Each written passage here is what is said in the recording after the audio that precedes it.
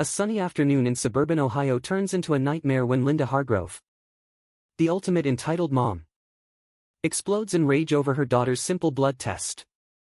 Her 16-year-old girl, Emily, begs for mercy. But Linda's iron grip leaves bruises that scream abuse. How could a routine medical check spiral into charges of child endangerment? Oh. Buckle up. Folks, this story's got twists that'll make your blood boil. It all started innocently enough. Or so it seemed. Emily had been feeling off for weeks, dizzy spells that hit like a freight train. Headaches pounding like thunder in her skull. And a fatigue that wrapped around her like a heavy fog. The scent of fresh-cut grass from the neighbor's lawn wafted through their open kitchen window as Emily sighed deeply. Slumping at the breakfast table. "Mom. I think I need to see a doctor," she whispered. Her voice trembling like leaves in a breeze. Linda, sipping her overpriced latte with that signature smirk, rolled her eyes. "Oh. Please. Emily. It's probably just your drama queen phase again. Remember last year when you needed therapy? Waste of money." But Emily's symptoms didn't let up. The metallic tang of fear built in her mouth as she confided in her school counselor. Ms. Rivera. Who insisted on a checkup? What if it's anemia or something serious? Ms. Rivera asked. Her brows furrowed in genuine concern. Linda, upon hearing this, huffed like a deflating balloon. Fine. But I'm not paying for some quack to poke and prod you for nothing. Little did Emily know. This was the spark that would ignite Linda's infamous temper, a fuse short enough to rival a firecracker. The doctor's office smelled of antiseptic and stale coffee. The kind that clings to your clothes long after you leave. Dr. Patel, a kind-eyed man with a gentle Indian accent, examined Emily while Linda paced like a caged tiger. "We'll need a blood test to rule out any deficiencies," he explained calmly. Emily nodded. Her heart racing with a mix of relief and nerves, the prick of the needle seemed a small price for answers. But Linda? Oh no. She exploded. A blood test? For what? To drain her dry. I know your type, pushing unnecessary procedures for kickbacks. Her voice echoed off the sterile walls, drawing stares from other patients. Emily flinched, feeling the heat of embarrassment flush her cheeks. Why couldn't her mom just trust the experts for once? As the nurse prepared the syringe, the sharp click of the vial snapping into place sent a shiver down Emily's spine. Linda grabbed Emily's arm roughly, yanking her back. You're not doing this. It's probably just hormones, teen girls are always whining. Emily yelped in pain, the grip like a vice squeezing her fragile wrist. Mom. Please. It hurts. But Linda's face twisted into that classic Karen snarl. The one that said, I know better than everyone. The room fell silent except for the distant hum of the air conditioner, amplifying the tension like a horror movie soundtrack. Dr. Patel intervened. His voice firm yet steady, ma'am. This is standard procedure. If you interfere, I'll have to call security. Linda laughed, a bitter, barking sound that grated like nails on a chalkboard. Security? For protecting my child from your greed? Go ahead. Try me. That evening at home, the argument escalated into a storm. The cozy living room, usually filled with the warm aroma of Linda's signature pot roast, now reeked of conflict, sweat, anger, and unspoken regrets. Emily tried to explain, her voice cracking like brittle ice.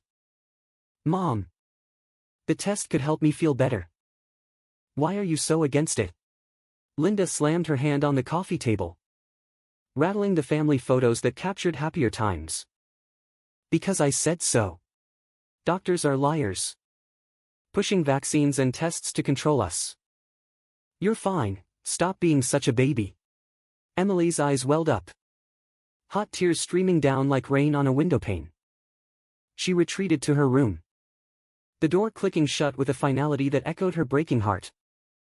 But Linda wasn't done. She burst in, ranting about entitled kids these days. In the heat of it, she shoved Emily onto the bed, the impact jarring like a sudden crash. "If you go behind my back for that test, you'll regret it." Emily curled up, sobbing softly, the pillow muffling her whimpers. How had her own mother become the monster under the bed? Days blurred into a haze of avoidance and whispers. Emily confided in her best friend, Sarah. During lunch at school, the cafeteria buzzing with chatter and the clatter of trays. "She's scaring me. Sarah. What if I really am sick?" Sarah's eyes widened, her fork pausing midair. "You gotta tell someone. This isn't normal." Twist incoming, unbeknownst to Linda. Emily had already scheduled the test secretly with Ms. Rivera's help. The school nurse performed a basic check, confirming low iron levels, but wait. The blood draw revealed something more alarming. A faint positive on a routine pregnancy screen. No. False alarm, it was a mix-up from contaminated samples. But the initial shock hit Emily like a gut punch. She wasn't pregnant, it was anemia exacerbated by stress. But Linda found out through a nosy neighbor's gossip. And oh boy, did the fury unleash. The confrontation at home was epic. The kind YouTube storytellers live for. Linda's face turned beet red, veins bulging like rivers on a map. "You little liar. Sneaking around for tests? What else are you hiding?" She grabbed Emily by the shoulders, shaking her violently, the room spinning in Emily's vision like a carousel gone wrong. The metallic taste of blood filled Emily's mouth as she bit her lip to stifle a scream. Neighbors heard the commotion, the thud of bodies against walls, the shatter of a vase crashing to the floor like breaking dreams. "Stop. Mom. You're hurting me," Emily gasped, her breath coming in ragged bursts. Linda's response? A slap that echoed like a thunderclap, leaving a red welt blooming on Emily's cheek. "This is for your own good. No more tests. No more lies. But karma has a way of circling back. Doesn't it?" The next morning, Emily showed up at school with bruises blooming like dark flowers on her arms, purple and yellow. Impossible to hide under her sweater. Ms.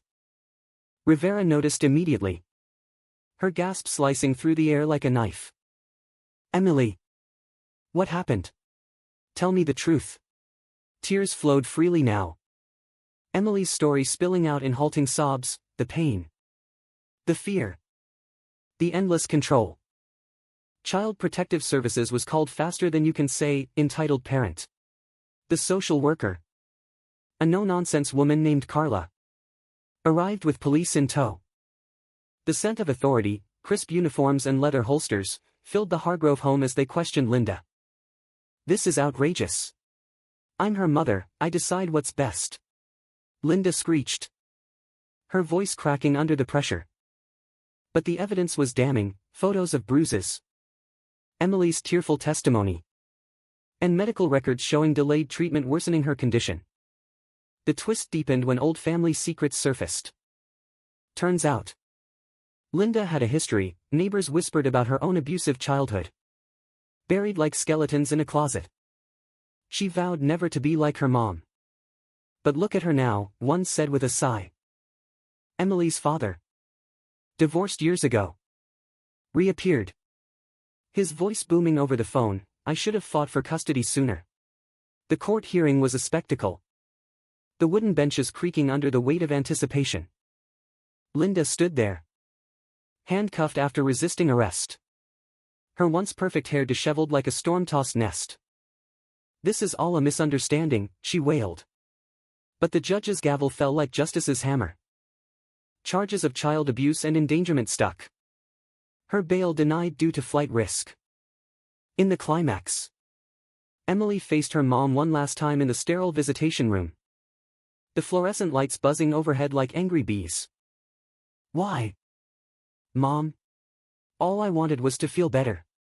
Linda's eyes, once fiery, now dulled with regret, filled with tears.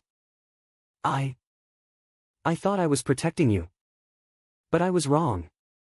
The air hung heavy with unspoken apologies. The click of the door locking behind Emily symbolizing closure. Outside, the sun broke through clouds, warming her skin like a promise of new beginnings.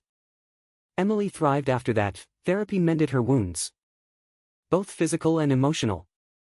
And she advocated for kids in similar situations. Linda. She faced years in prison, her empire of control crumbling like a house of cards. The lesson here hits hard: true love means listening, not dominating. If you're a parent out there, ask yourself, are you building your child up or tearing them down? Justice prevails when voices rise against abuse, inspiring us all to stand tall. And remember, folks, karma doesn't miss, it delivers with a vengeance.